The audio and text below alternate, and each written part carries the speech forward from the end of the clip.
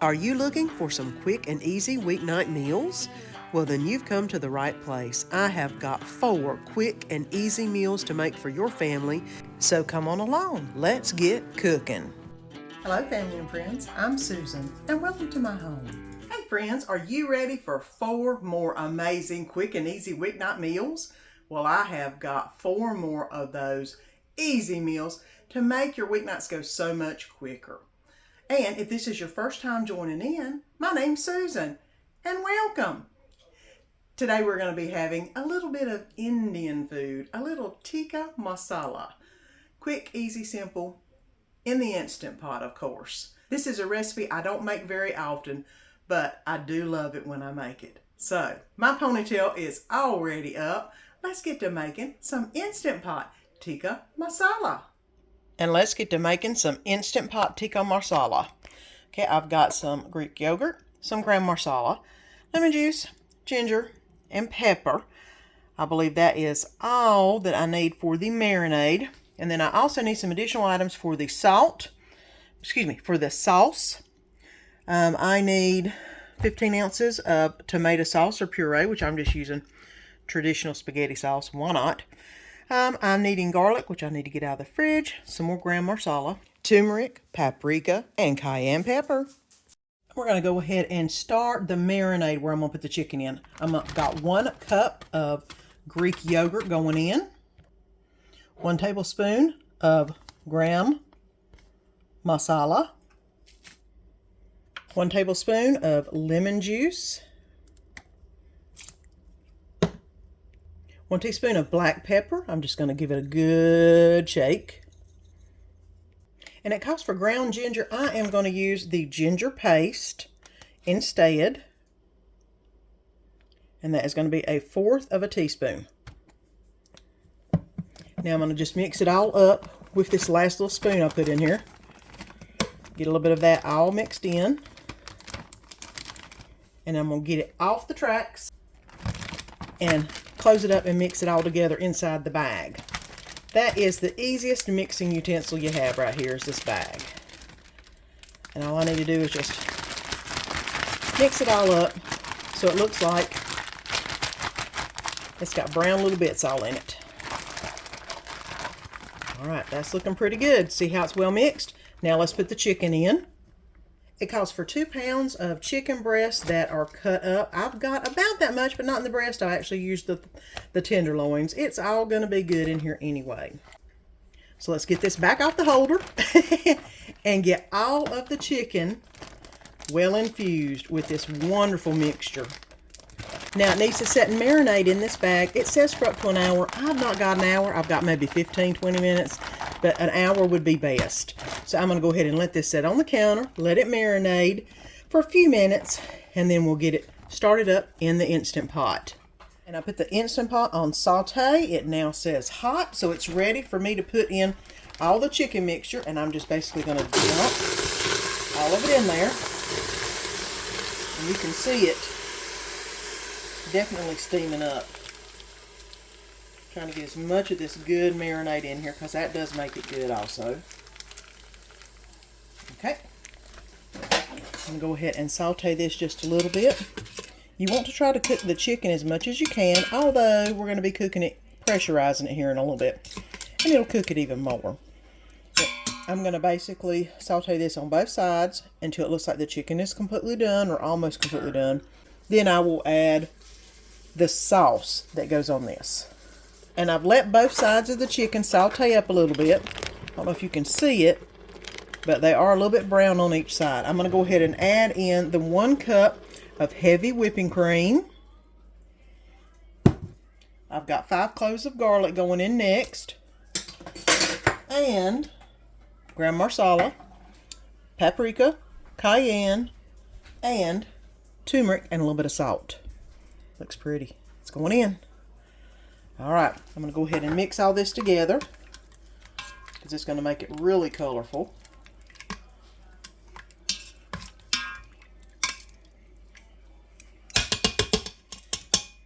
And the tomato sauce. It calls for about 15 ounces. I've got about that much in here. I'd used this already for one recipe, and I'm using the rest of it for this. So it's going to give it a nice little orangier color than it was. So I'm going to put the lid on and set it to pressure cooking for 10 minutes. And I'll bring you back whenever I take the lid off of it. And here's what it looks like once it's finished cooking. It's got that beautiful golden hue, and it's ready to be plated up. First thing I'm going to put on the plate is some rice.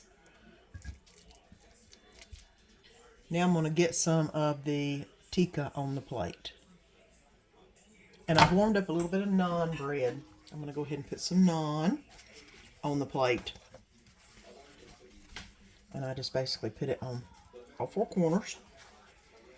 That way there's plenty to dip. And here you go. Instant Pot Tikka Marsala. And it's what's for supper tonight. And it's time for a little bit of Mexican. You know, it's Taco Tuesday, but we ain't having tacos this Tuesday. Nope. We are having Mexican Chicken Alfredo. It's supposed to be a casserole. I'm just gonna make it kind of like I would chicken Alfredo fettuccine. You know, but with penne pasta. A little bit of this, a little bit of that. You know, you get the recipe and then you make it your own, which is what I'm gonna do. The recipe originally will be pinned below, but of course you can watch how I tweak it up a little bit. So let's get to making some Mexican Chicken Alfredo. And we're going to be making some Mexican Chicken Alfredo, and I'm not doing a casserole. We're going to do it on the oven top because I don't have time to do a casserole tonight. I've got some salsa, Alfredo sauce. Got some penne pasta already in the pot cooking. I've got some chicken I put in the Instant Pot, and then I've just cut it up into chunks. Some taco seasoning, a little bit of minced onion, and some Mexican cheese instead of all the other cheese they're using, because that's what I want to use. So let's go ahead and get this in the pan and get it going on. Now while the pan gets heating up, I'm going to go ahead and tell you that I'm only going to make about half of the recipe. The recipe is also a casserole. It's supposed to be baked in the oven, and I'm not going to do that either. I'm going to go ahead and add in the Alfredo sauce into the pan. Do the whole thing of Alfredo. Okay. And it calls for about 1.5 cups of salsa. I'm going to do what I think looks right. Ooh, a little bit more than I wanted. Oh, well, we're going to have it really saucy. That's okay. I'm going to go ahead and put the onions in. The taco seasoning in.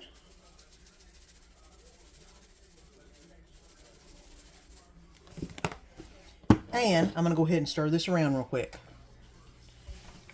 While this is heating up, then it'll help merge everything together because this Alfredo is thick. You know, I wish that I had more time in the weekend, on the weeknights, to where I could make my own Alfredo every time, but I don't. I'm coming in, running around, getting things done, and I have to use what I got. And this is it. This is turning a nice, pretty pink color. That's okay, though. I'm going to go ahead and add in the chicken. And go ahead and get those stirred in.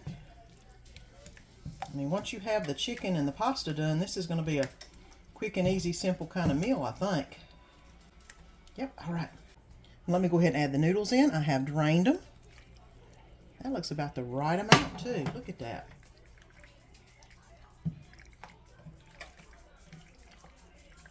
Now, if you wanted to add some vegetables of some sort to this, you definitely could. But I've just kept it to the bare essentials tonight. The pasta will fill you up. The chicken will add that protein that you need. And then, of course, you've got all that good sauces and the cheese that I'm about to put on it. Go ahead and let this sit in here for just a minute while I put on some of the Mexican cheese.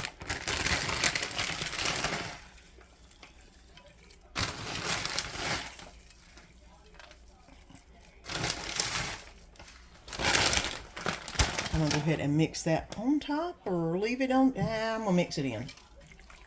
That way it'll get all throughout. I'm going to turn this on low and let the cheese melt a little bit.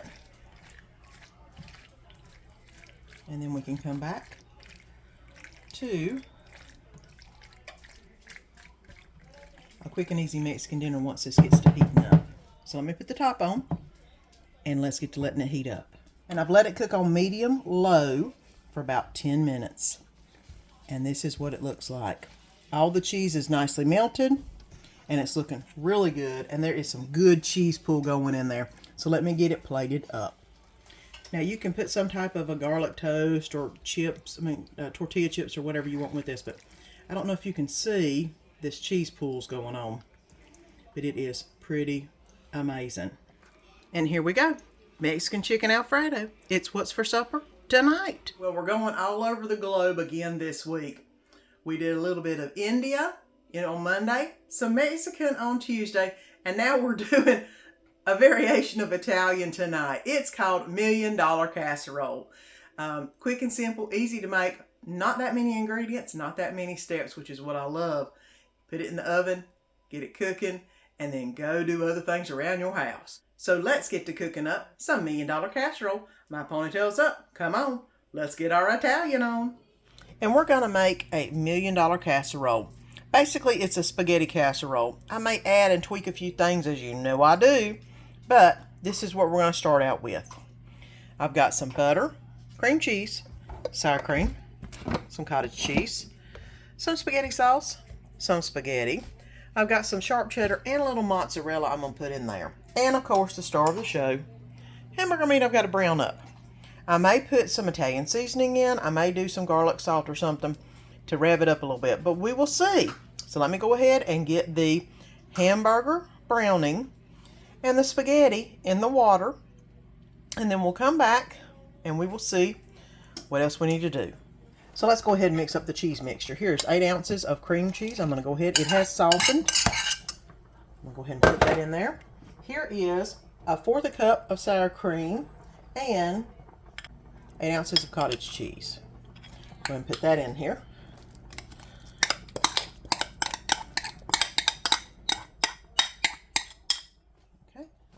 Mix that up.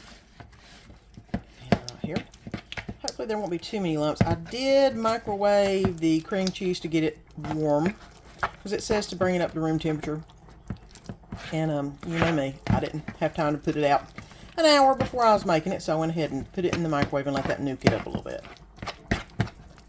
But it's pretty soft and it seems like it's mixing up pretty good. All right. Now that part's done. And the hamburger meat has been browned and I've drained it. I'm now going to add in 1 jar of traditional spaghetti sauce. All right. Go ahead and get that mixed together. All right, now we're about ready to layer this thing up. I did save a little bit of the spaghetti sauce in the bottom of the container to go in this, to go in the bottom. Kind of like I do with my lasagna. I put a little of the spaghetti sauce in the bottom. I'm going to go ahead and spread that out a little bit. That way the noodles won't stick. I'm going to go ahead and put in about half of the cooked spaghetti noodles. That looks pretty good. Layer it all up. Now I'm going to put in the whole cream cheese mixture is going in. So it's not going to be layered up in multiple layers, just basically one layer, which is fine. Less you have to do. Actually makes it easier. Let me go ahead and try to spread this out as good as I can. Next thing is I'm going to put the rest of the noodles on there. Just kind of layer them out as much as I can. This was about the perfect size dish. I was worried it wasn't going to be big enough, but yeah, it ain't as big as I thought it was going to be. Now I'm going to cut up the butter and put the pats of butter on top of the spaghetti. And I did warm it up in the microwave, so it's kind of wanting to be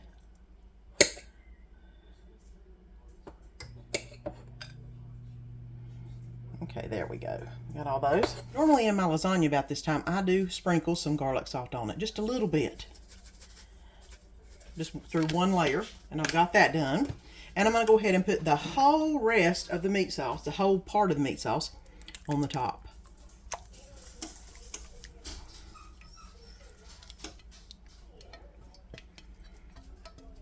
And spread it out real good.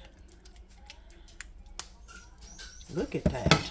Now it says to put this in the oven and cook it on 350 for 30 minutes. I don't think we're going to need that much time. I'm going to do it on 15. Bring it out, and then we'll do the next layer. Now the recipe says to top the top of it with some cheddar cheese. I'm going to do a little mixture of cheddar and mozzarella, because I'm not a big cheddar cheese with spaghetti kind of person. I'm a mozzarella, want to make it kind of like lasagna kind of person, because that's basically kind of what it is. I'm going to go ahead and put lots of mozz on here.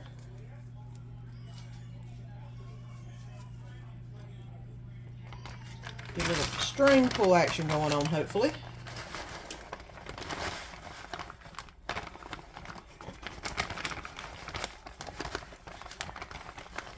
Okay. I'm just going to spread it all around, because it ain't going to take long. It says to put it in for about another 15 minutes. It's already been in for only 15, because like I said, it said 30. Doesn't need it. I don't think so. Get that covered. There we go. So I'm going to put it in for another 15, uncovered, at 350. And I'll show you what it looks like when it comes out. And 15 minutes later, and here's what it looks like.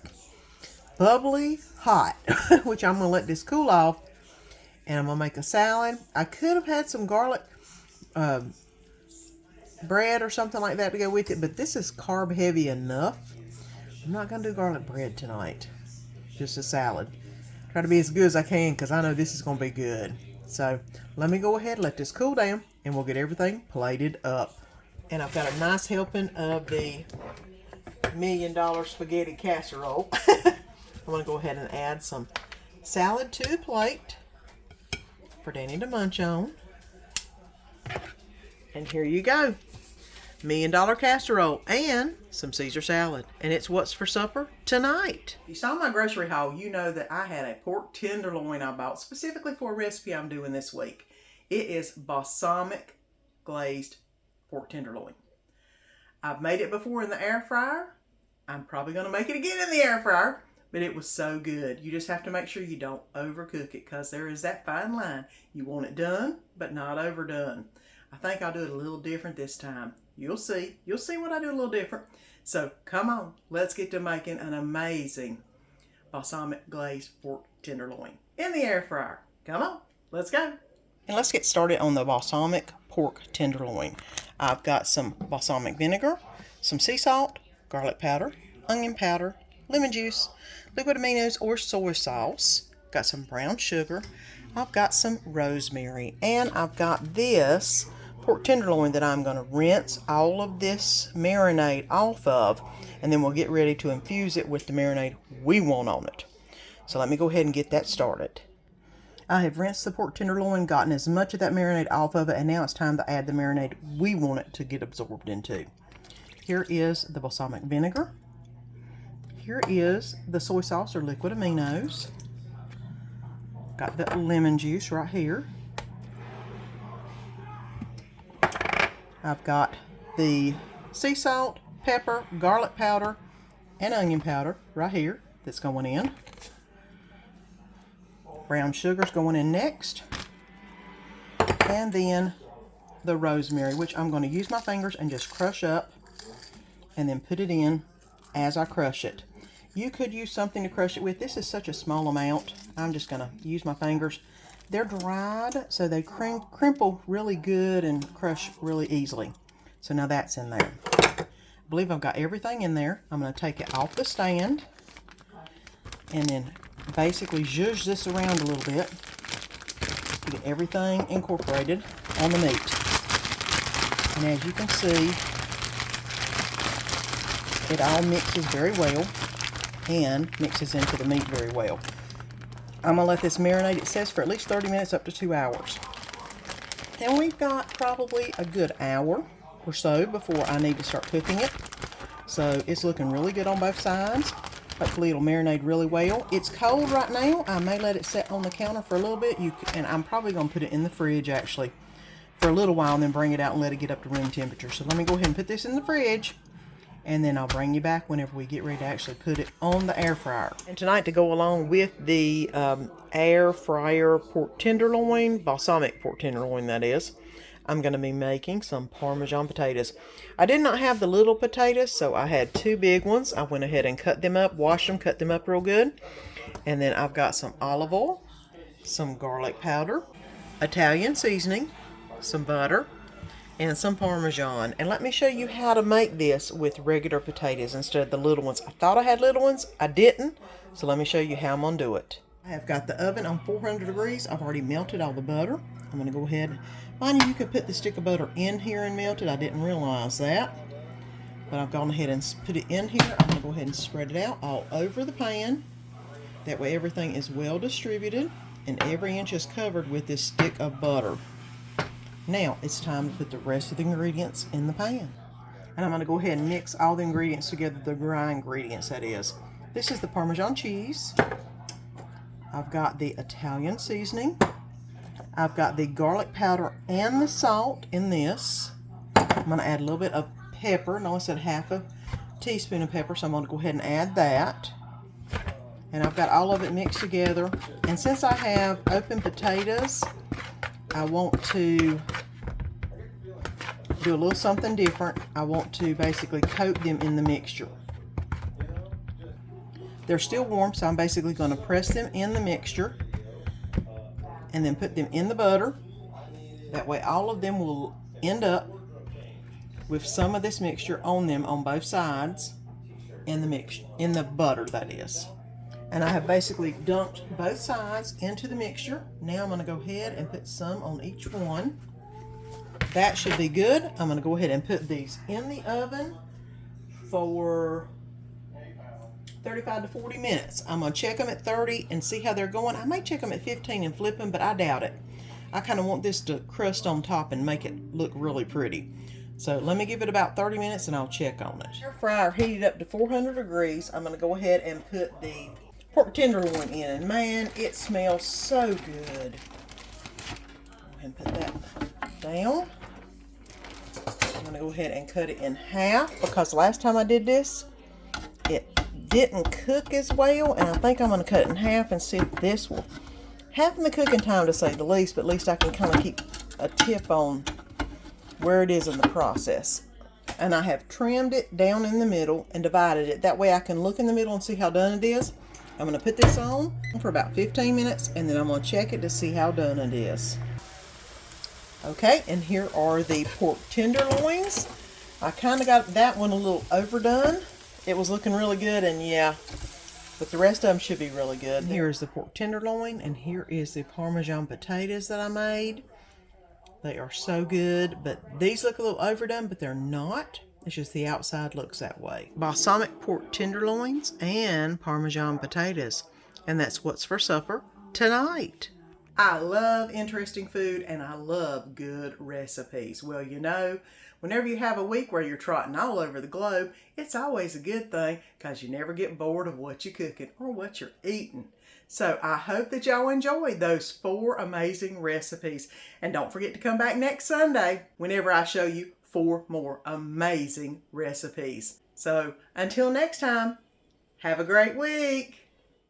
Well, friends, I hope you enjoyed this video. And if you haven't already subscribed, press that button down below and subscribe so you don't miss any of the fun.